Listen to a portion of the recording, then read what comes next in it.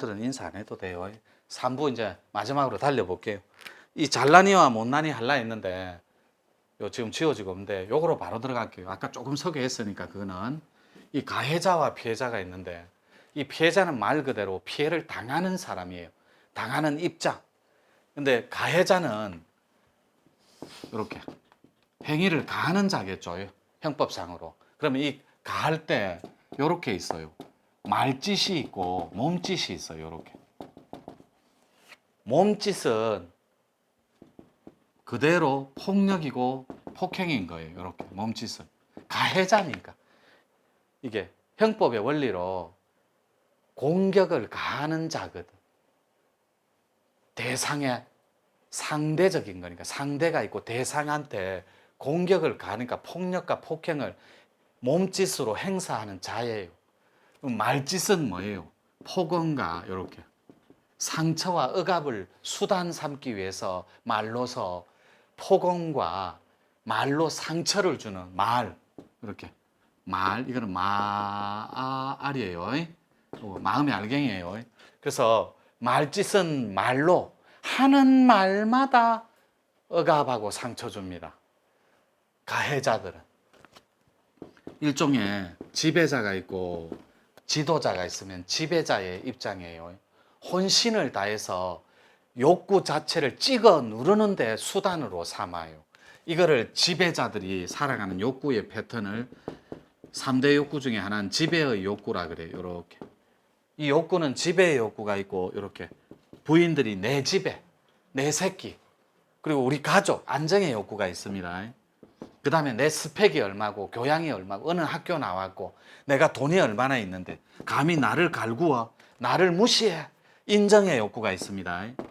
요거 반대 개념 이거는 욕구예요. 욕구. 근데 여기는 욕구 반대되는 거요. 이렇게 본성이 있습니다. 이건 본능이고 욕구는 이거 본래 존재하는 욕구예요.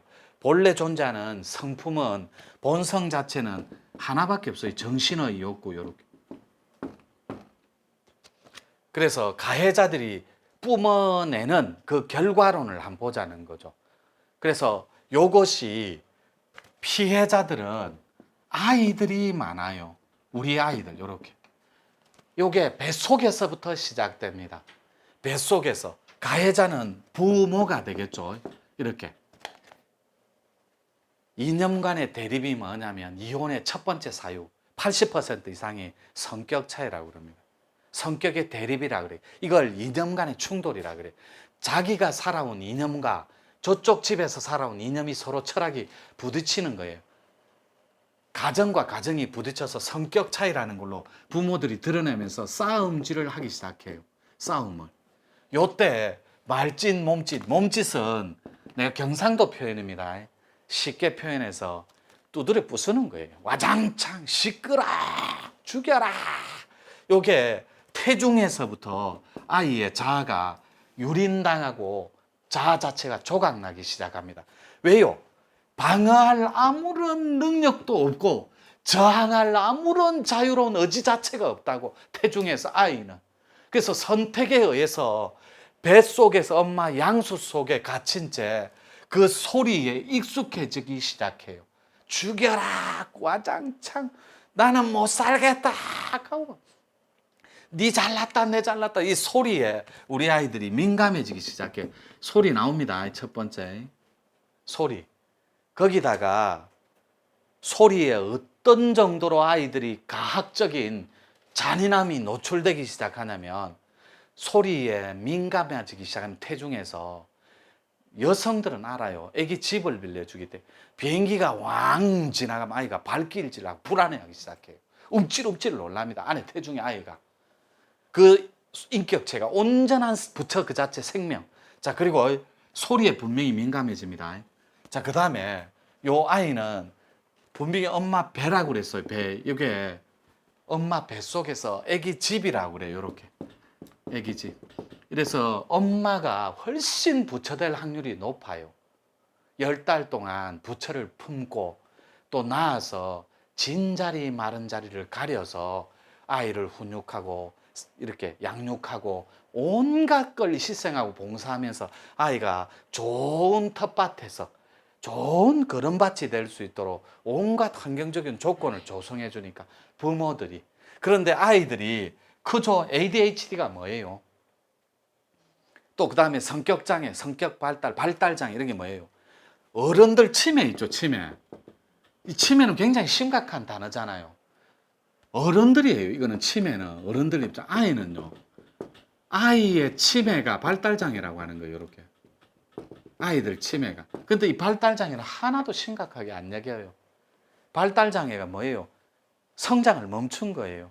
그 애기 집에서 거기 소리와 환경과 조건에 놓인 그 조건에서 갇혀서 방을 만들어 안 나오는 거예요. 무섭고 두려워서 자기 자아가 스스로 신의 의지가 통제를 해요. 그래서 성장 자체를 몸만 자라요. 몸만 계속해서 어른이 되고 그때 그 아이의 공포와 두려움 그리고 조각난 적어볼게요. 갈갈이 찢어진 조각난 이렇게 적어볼게요. 조각난 자아 자체가 유튜브 시청자분들 이거 보면 우는 분도 있어요. 그렇지 내 아이 내 새끼가 그럴 수 있겠구나. 이 조각난 자아가 발달장애로 완벽하게 세팅을 해버려요. 그래서 몸만 자랍니다. 그래서 몸만 자란 아이들을 어른이 된 아이들을 우리는 뭐라고 부르냐면 철딱서니가 없는 철부지라 그래요. 저 뭐 저래 내 남편이지만 그래서 좋은 합리화로 큰애기라고 표현하는 그거는 큰애기라고 호칭을 부르는 사람은 철든이가 아니에요. 잘난 인간이 아니라고 철딱선이 없고 철이 없는 어린 나가버린 철부지예요. 그러니까 몸만 성숙해서 어른이 되어서 이 어른은 또 잠재적인 가해자의 위치에 섭니다. 가정을 갖기 때문에. 또 새끼 힘도 없고 정말 통제할 자아를 방어할 능력도 없는 아이들을 똑같이 DNA를 복제받았잖아요. 이렇게 고함 지르고 소리치고 막 두드리 부수고 대다수가 그래요. 그런데 아닌 가족도 엄청 많아요. 그건 별개고 오해의 소지가 있으니 이봐요. 말짓의 폭언 이 말 그다음에 이 말이 어떤 말이에요? 상처 주는 말 심한 말이라니까. 이 폭언이 뭐예요? 막 고함 지르고 욕하고 막 말로서 상처 주고 자아 자체를 조각내버려요. 호르몬 자체를 멈추게 만들어버린다고. 긴장하고 무섭고 공포와 두려움으로. 그래서 피해자들은 갈 곳이 없으니까 자기들만의 인격을 방을 만들어서 숨겨버려요. 이게 우울증이잖아요. 아이들은 발달장애고 주부는 우울증이고 여기서 심해집니다. 남편들 버전으로 아저씨들 버전으로 갈 곳이 없어요. 직장 상사한테 눌려버리니까. 집에 가서 화풀이 합니다. 그러니까 그 갭 때문에 아내는 아내대로 힘들어요. 그 갭에 충돌 그 접점이 공황장애인 거예요. 그거는 심리적인 텍스트지 절대로 정신과적인 측면이 아니에요. 전부 다 심인성 질환이라고. 심과 신이 부딪혀서 일어나는 하나의 트러블이라니까. 이 소리에 민감해지고 숨어버립니다. 첫 번째가. 두 번째가 응애하고 태어났어요. 그 소리에 익숙한 자아는 기억을 합니다. 태중에서 들었던 소리를. 그래서 아빠가 시끄러워 가만 만지면 아이는 책상 밑으로 숨어버려요. 후닥닥닥 뛰들어가 버려요. 그게 본능적이에요. 그것을 두 번째 조건이에요. 환경이라고 합니다. 환경. 세 번째가 여기가 유전자예요. 유전자. 아이가 심약한 건 어렸을 때 경기 걸릴 만큼의 고함 소리에 노출되고 환경 자체가 정말로 공포스럽고 두려운 그 분위기를 조성하기 때문에 아이가 유전자 자체가 복제받은 거예요. 아버지는 할아버지한테 그렇게 훈육되었거든. 그 DNA가 그대로 농축돼서 대물림 되는 거예요. 업의 대물림. 이걸 유전자의 복제라 그래요. 이걸 습의 대물림, 세포의 대물림, 유전자의 대물림이라 그래요. 그래서 요 철부지 아이가 자라서 어른이 되면 또 가정을 가집니다. 엄마가 여자일 때 엄마의 가장 싫어했던 징글징글하고 지긋지긋한 그 형태를 그대로 따라합니다. 고기가 그대로 업습으로 대물림되고 그대로 그 기질이 농축되었기 때문에. 그래서 풀어야 되는 거예요. 어떻게 해요? 있었던 걸 반복에 의해서 이렇게 반복에 의한 더하기, 반복은 이것이 행위로 습관으로 굳히기가 돼요.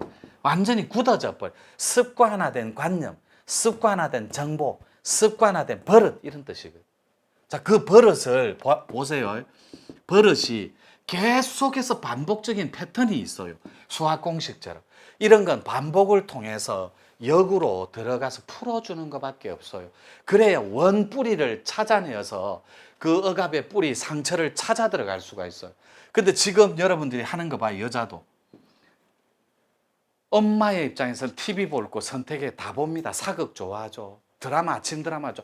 싹 다 보면서 아이가 게임하면 안 끄나 그래요. 오늘은 분명히 좋은 말로 할 때 끄라. 엄마 오늘 컨디션 안 좋다.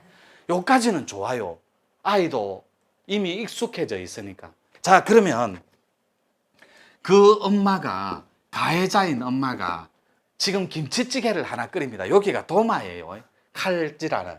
라라라라라라라 라라라 내 새끼가 먹는 김치찌개 끓여볼까? 이렇게 예쁘게 합니까? 안 해요. 가해자들은 기파 자체가 굉장히 날카롭고 뾰족해요. 그리고 증폭, 폭과 간격이 크고 두터워요. 아주 부드럽고 기파가 조화로워야 되는데 이 기복이 들락날락하는 그 증폭의 간격이 굉장히 갭이 심해요. 그러니까 막 노래하다 칼 탁 던져보고 하면 많어 이 짓거리가 집구석 달라지지도 않는데 발소리만 들으면 아이고 저 인간 또 들어오네 이래요. 누가 김치찌개 끓일 때 라라라 이렇게 하고 끓여요. 김치 득 들어올리면서 이 짓거리 안 하면 못 사나 못 사나 내가 이 짓 하려고 살림하나 요런 주인공으로 전락한 지 이미 오래라고. 우리끼리 말로 요 유튜브 시청자 주부 여러분 그리고 아줌마 수행자 여러분 이름 뒤에 님자 붙여주는 곳 딱 두 군데 있어요. 관공서에 서류대로 갈 때 이름 뒤에 님자 붙여주고 병원에 가면 많이 아파가 빨리빨리 병원 진료 수가 많이 아파야 진료를 하고 수가가 높아서 병원 살림이 늘어나거든. 그러니까 얼마나 고마운 고객이에요. 아프니까. 병원 입장에서는 최선을 다해서 머리에서 발끝까지 골골골 오장육부는 겔겔겔 해야 병원이 먹고 살거든. 그러니까 올 때마다 님자를 붙여주는 거예요. 고객님 많이 아프소서 더 아프소서. 그것도 모르고 이 바보 육신들은 좋다가 주사 맞으면 고맙습니다 고맙습니다. 이 몸띠 하나도 못 이겨요. 이 웃을 일이 아니라. 여러분들 랄랄랄라 김치찌개 끓입니까? 내가 맨날 왜 종로로 갈까요? 종로로 가보세요. 두려워하지 말라니까. 왜? 일어나지도 않. 사람은 78%가 이 과학자의 스웨덴에서 밝힌 게 어제 했던 고민 오늘도 똑같이 한답니다. 100명 중에 78명이 일어나지도 않아요. 결과는 거기에 탁 묻혀가 엉켜갖고 얽혀서 빠져나올 수가 없어요. 그러니까 여기서 못 빠져나오니까 오늘 고통스러워요. 내 삶이. 오늘 돈이 없어요. 엉키고. 그럼 내일도 돈도 없고 내일도 고통스러워요.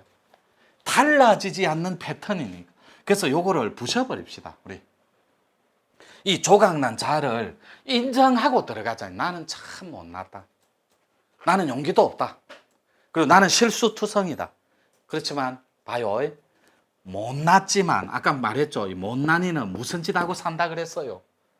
못난이는 그렇죠. 아 오늘 공부 헛것할 뻔했네.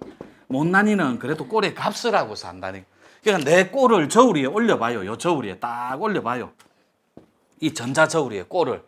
야 나는 자 첫 번째 자기 컨설팅 하는 거 1번 내가 가장 잘하는 게 뭘까를 적어봐요. 그러면 음악을 좋아하고 노래 잘 부르고 뜨개질 잘하고 음식 잘하고 딱 나와요. 그 다음에 내가 가장 못하는 걸 한번 적어봐요. 이런 거. 그러면 딱 답이 나오잖아요. 인생 잘 사는 건 못하는 건 버려버려요. 잘하는 보통만 찾아서 아티스트만 되면 됩니다. 그러니까 여러분들은 여기에 왜 있어요? 가장 잘하는 게 뭐예요? 앞생에서 못다 이런 꿈과 못다 이런 소원이 있어요. 비전이 가슴속에 한이 맺혀. 그거 소원 풀으라고 숙제를 마감하라고 수행적 텍스트로 감아놓은 거예요. 그것만 풀어버리면 내가 가장 잘하는 게 앞생에도 수행이었고 밀린 숙제 풀어야 되니까 지금 금생에도 수행적 패턴이에요. 이것만 풀어버리면 아티스트로 등극한다고. 그러면 살지 말아라고 해도 잘 살 수밖에 없어요. 그러니까 날마다 기적이 일어난다 그랬거든. 창조주, 조화주 하나님은. 그러니까 내 삶이, 내 의지가 즐거움에 닿아 있기 때문에 고통은 없어요. 괴로움도 없고. 내일이 즐겁다니까. 왜요? 내일 비록 내 삶이 내일 시커먼스일지라도, 비록 내 삶이 내일 부족함일지라도, 내일 내 삶이 비록 열등한 의식에 쌓인 열등감일지라도 부족하지만 내일을 기다리는 거예요. 자신감이. 그리고 내가 갖고 있는 안락함과 조화로운 평화로움이 내일로 인도하는 거예요. 또 몇 자 읽어볼게요. 지금 몇 분 지났노? 그럼 또 한 템포 쉴게요. 예.